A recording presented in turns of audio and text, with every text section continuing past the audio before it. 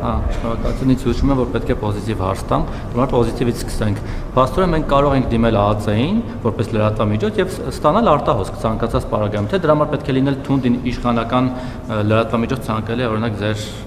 հետ փոխկապակցված լրատվամիջոց, որ իրենք պետական գաղտնիք հանդիսացող կամ չգիտեմ, տեսանյութեր տան։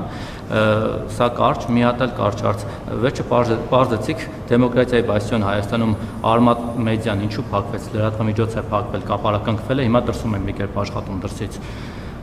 Եվ ընտրությունների հետ կապված մի հարց էլ ունեմ։ Փաստորեն ստեղծվել է մի ունիկալ իրավիճակ եւ համ իշխանությունն է դժգոհ ընտրությունների արդյունքներից, համ ընդդիմությունը։ Իշխանությունը ընդդիմությանը մեղադրում է ընտրակաշառքով 500 քանի հազար ձայն կորզելու մեջ եւ ասում է, որ լեգիտիմ չեն այս ընտրությունները, ընդդիմությունն էլ իշխանությանը մեղադրում է ընտրությունների արդյունքները կեղծելու, քվեներ գողանալու, ԲՀԿ-ի մանդատները գողանալու մեջ, ու այնպիսի մեղքերի մեջ է մեղադրում, որ երևի Սերժ Սարգսյանն ու Մուկուչյանը նայում զարմանում են, թե ոնց sense կարելի էր, թե ինչ էր անում Վահագն Հովակիմյանը։ Հիմա եթե լեգիտիմ չի ընտրությունները երկուսն էլ դժգոհ եք, հատկապես դուք էլ 2/3 չեք ձևավորել ազգային ժողովում եւ Ալիևի պահանջած համանդրություն չեք կարողանալու անցկացնել։ Գնացեք նոր ընտրությունների, գնում եք որ լեգիտիմացնեք, դուք էլ ընդդիմությունն էլ ոնց որ ընդդիմությունն էլ ազում գնա ձեր հետ միասին լեգիտիմացնի։ Ու մի բան էլ, դուք 8 տարի անց ընտրություններից հետո ինչու որոշեցիք նորից կալանավորել Գագիկ Բեգլարյանին եւ Գագիկ Խաչատրյանին։ Այդ խեղճ մարդիկ ինչ էին արել, որ 8 տարի անց որոշեցին այս շոուի մաս կազմել։ Ինչու եմ հատուկ իրենց անունը տալիս, որովհետեւ օրինակ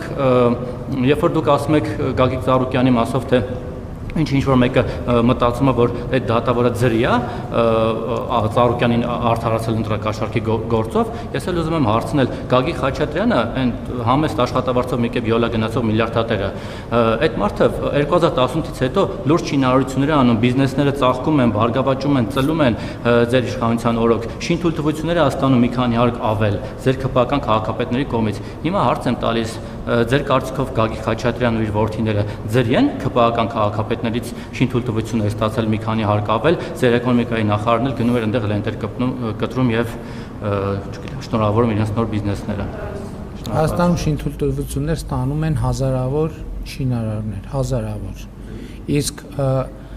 ընտրակաշառքի գործերով արդարացվում են քչերը։ Ձրի չեն ստանում, ինչի են ձրի ստանում, դրա համար գնացեք տեսեք Երևանի քաղաքապետարանը ինչ турքեր է սահմանել շինթույլտվություն ստանալու համար։ Ահա որ մեծ турքեր։ Ես բացառում եմ, որ մեր քաղաքական թիմում լինի մարդ, որը կաշառք կվերցնի։ Ես դա բացառում եմ ուղղակի։ Ինչ վերաբերվում է մյուս հարցերին, այդ ԱԱՑ-ն այդ թվում գիտեք այն մարդը, որ տիրապետում է ինֆորմացիայի նաև ունի որոշակի լծակներ այդ ինֆորմացիան օգտագործելու եւ ինքն է որոշում։ ԱԱՑ-ն ուրիշ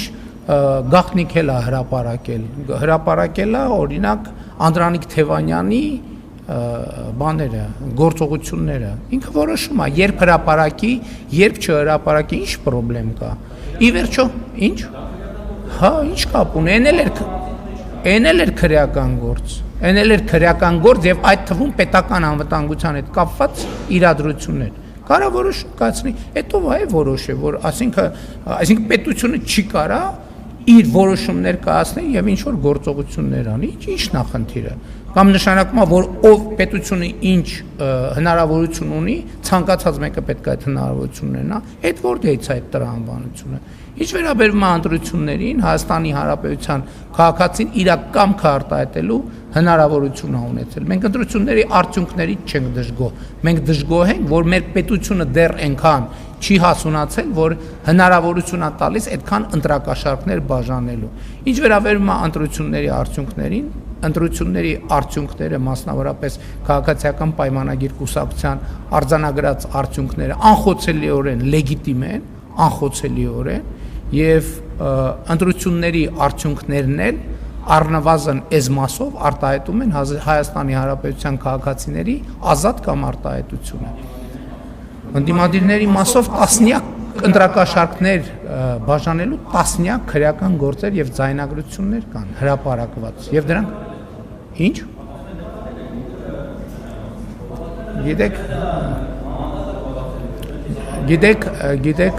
գիտեք ասելը ուրիշ բան է, ապացուցելը ուրիշ բան է։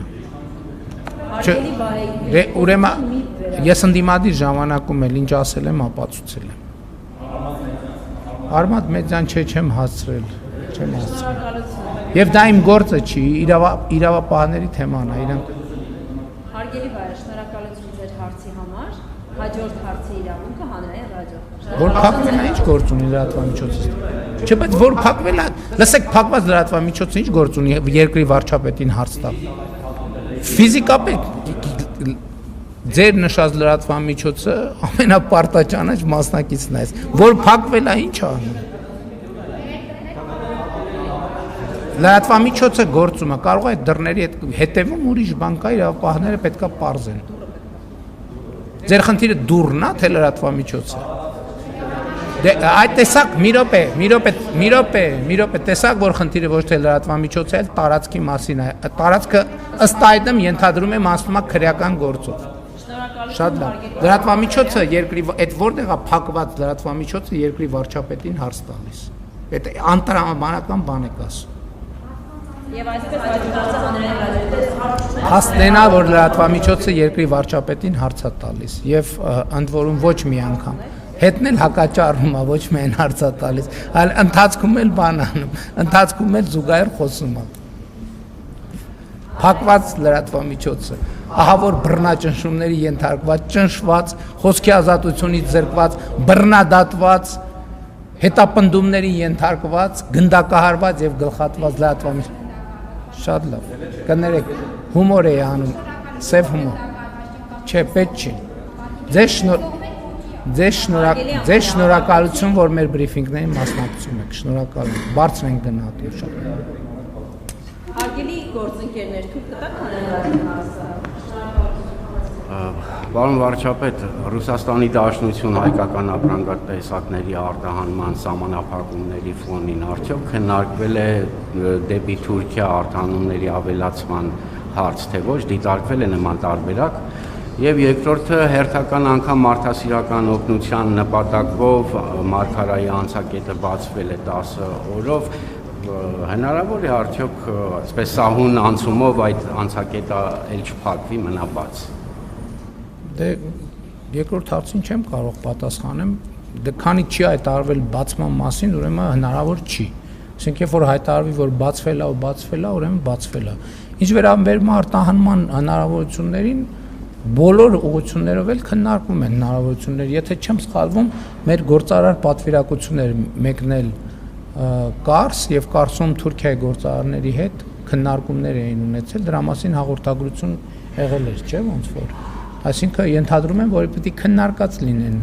փոխադարձ հետաքրքրություն ներկայացնող հարցեր։ Շնորհակալություն, հաջորդ հարցը Արմեն Պրես։